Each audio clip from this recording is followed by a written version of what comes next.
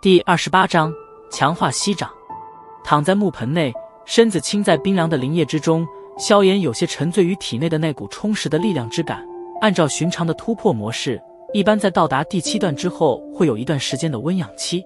而有着筑基灵液相助的萧炎却是直接跳过了这时期，到达了充盈阶段。